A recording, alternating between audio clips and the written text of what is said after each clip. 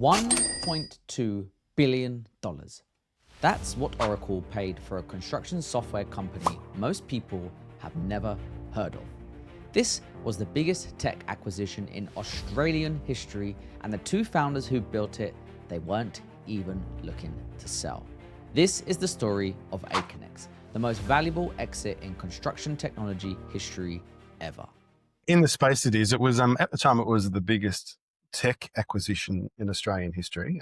There's been bigger tech companies like Atlassian and Canva are bigger companies, but they haven't been acquired, right? So yeah, it was at the time the biggest acquisition. As I understand it, it's still the biggest acquisition in the contact space globally. Back in 2000, two founders in Melbourne, Rob Phillpot and Lee Jasper, started building software for construction projects. Not a social network, not a marketplace, a document management platform for construction. At first glance, that might not sound revolutionary, but that company went on to become a $1 billion business. Now, when I spoke to Rob, what stood out wasn't hype or grand predictions. It was a clear, practical insight about building in this industry. And I think it's something every founder in construction technology should hear. Check out this snippet from Rob. Great software companies, even outside construction, don't have to be sexy, right? They don't have to solve sexy problems. And inside construction, certainly for the most part, they aren't sexy. They launched in early 2001, which sounds normal now, but back then it was a completely different world. There was no AWS, you couldn't just click a button and have your software running somewhere in the cloud. Google was still finding its feet, and the iPhone still didn't even exist. So if you wanted your software to work over the internet, you had to build everything yourself. And that's just what they did. They set up their own hosting from scratch because they believed even that early on that this software couldn't just sit on someone's computer in a site office. It had to be online and it had to be accessible from everywhere, which is brilliant because looking back now, you can see they were building for where the industry would work, not how it worked at that time. There was no AWS, so you couldn't spin up your SaaS product on a platform like AWS or Azure, right? None of them existed. So we had to build our own cloud infrastructure to host our own software. Like we knew we needed to be cloud, even though the word cloud didn't exist. We knew we needed to be browser only and have the infrastructure for our customers. So why did that matter? Because construction projects don't sit inside one company. You've got the builder, the architect, the engineers, the subcontractors. On a big job, you're talking maybe 100, 200 separate companies all trying to work from the same information. Now imagine that software is installed on just one company's servers. Straight away, there's a problem. Who controls it? Who owns the data? What happens if there's a dispute? No one else is going to fully trust a system that sits under someone else's roof. So it had to be independent, neutral, hosted somewhere that none of the parties controlled. That wasn't a tech decision, that was a trust decision. And in construction, trust is everything.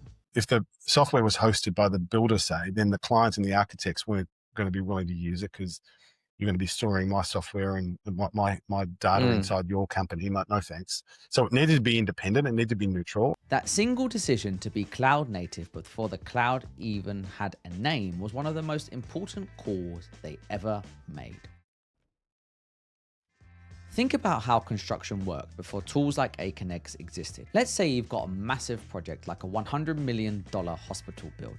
There are thousands of drawings, hundreds of companies, and tens of thousands of documents flying around. And everyone's managing it with what? Emails, filing cabinets, spreadsheets that have 5 different versions with 5 different people working on them. Every company had its own version of the truth. And when things went wrong, which they always do in construction, nobody could agree on who sent what to who and when. It's like trying to run a football team where every player has a different playbook, and the coach doesn't even know which version is current. Now, Aconex said, what if we put one platform in the middle? One source of truth, every drawing, every RFI, every document, all in one place. And typically between 100 and 200 companies on a single project would all use it. A little bit like the analogy of back in the day of faxes or telephones. Like if you're the only person with a telephone, then it's kind of a useless tool. And if you've got a telephone and your friend's got a telephone, that's interesting. But if your whole friendship group has telephones, then that's really powerful, right? It sounds obvious now, but it definitely wasn't back then. Now this is where it gets interesting.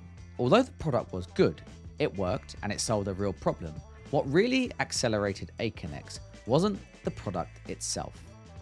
It was a pricing decision, and more importantly, the unintended consequences of that decision.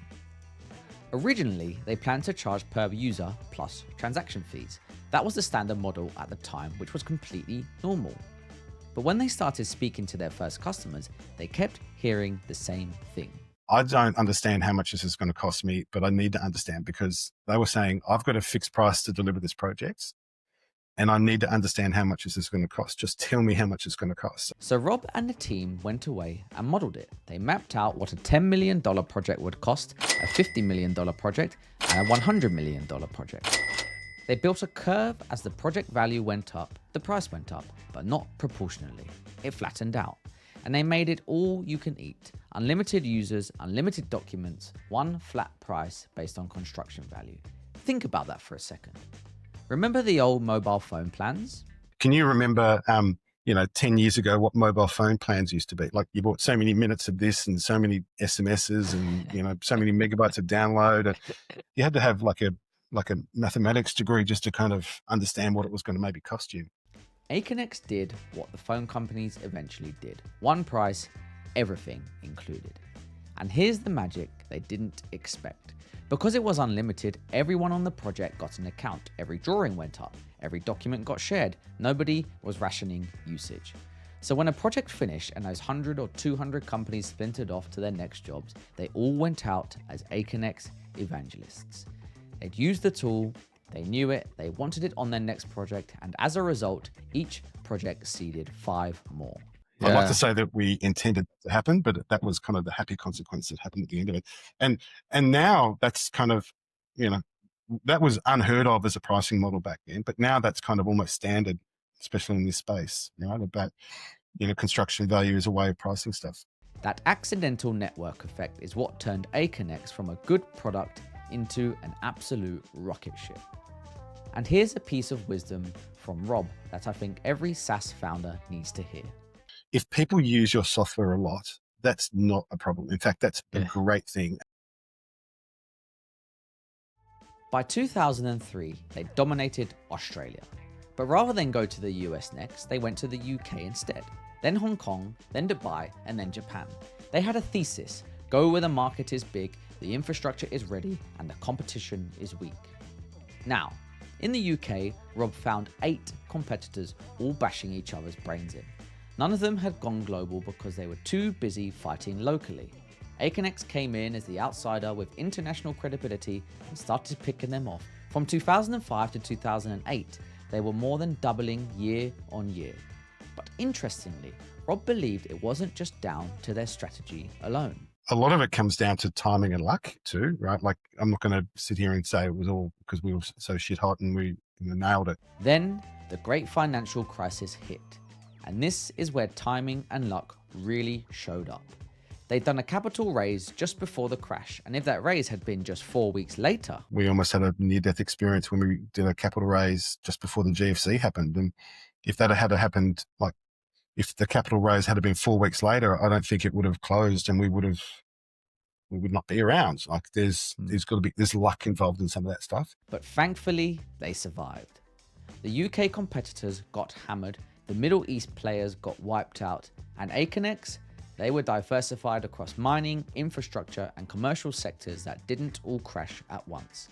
They never went negative, they just slowed down, and as time progressed and the world recovered, they were the last ones standing. If you can navigate the kind of the hard economic time and you come through the other side intact, then you're going to have learned a whole bunch of good lessons, by the way.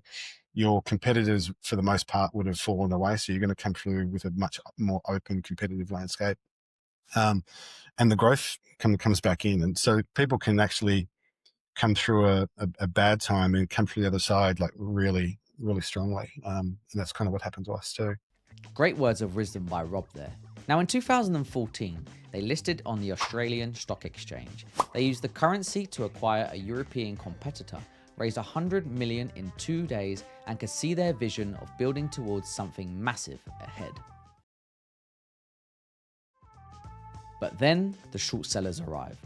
If you don't know what short selling works, here's the quick version. Normal investors buy shares hoping the price goes up. Short sellers do the opposite.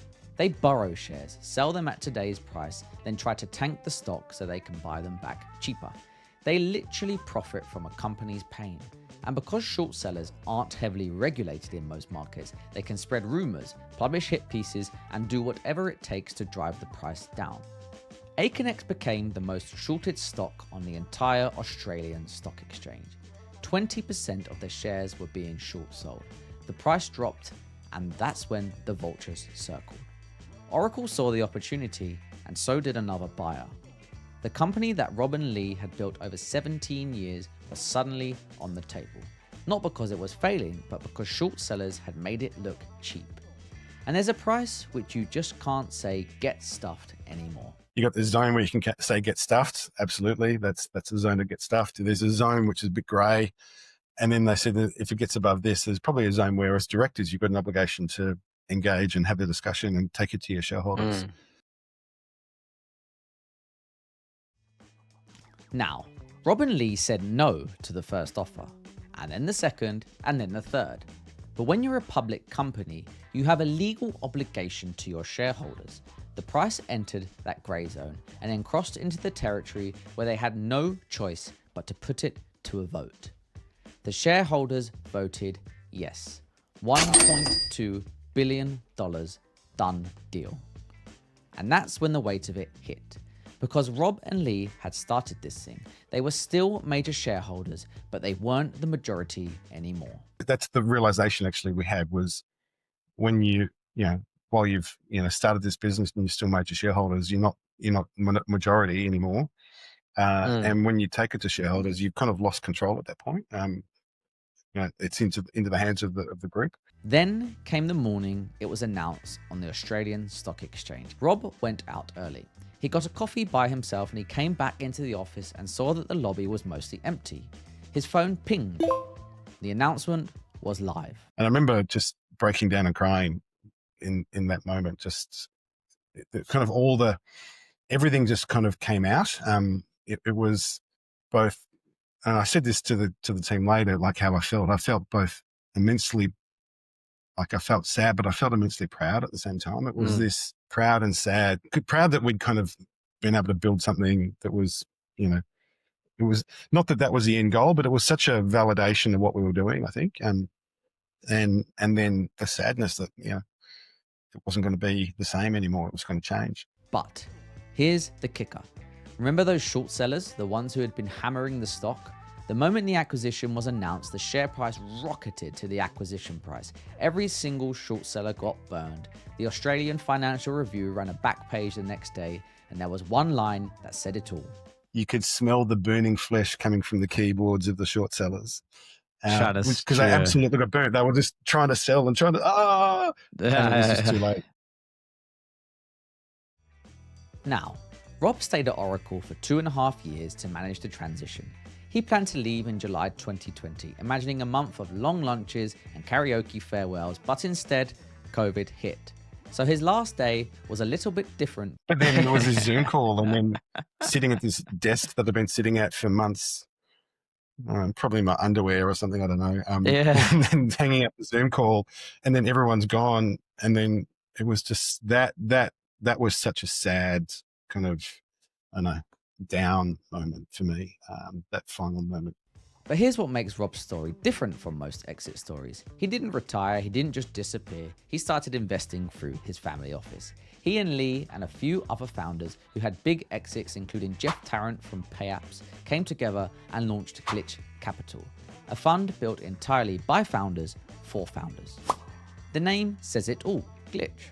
Things go wrong, screw-ups happen, but what matters is how you deal with them. And what Rob discovered surprised even him.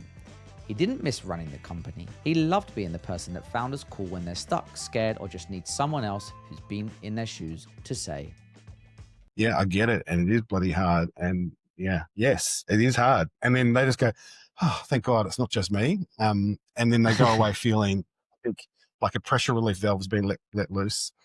And they're kind of ready to kind of go for the next the next round, ding, ding, round 3. Rob told me something I think every founder should hear. He said building a company is 10% business and 90% psychology. And if you look at the story, the timing, the pricing model that created an accidental network effect, the short sellers that forced a sale that they didn't want, the lesson isn't really about the $1.2 billion. It's that the exit was never the point. The people were, the culture was, the mission was. 7 years after the acquisition, Rob threw a reunion. 250 former Aconex employees showed up to a pub in Melbourne, and Rob said it was unexpectedly deeply emotional because he never really got to say goodbye.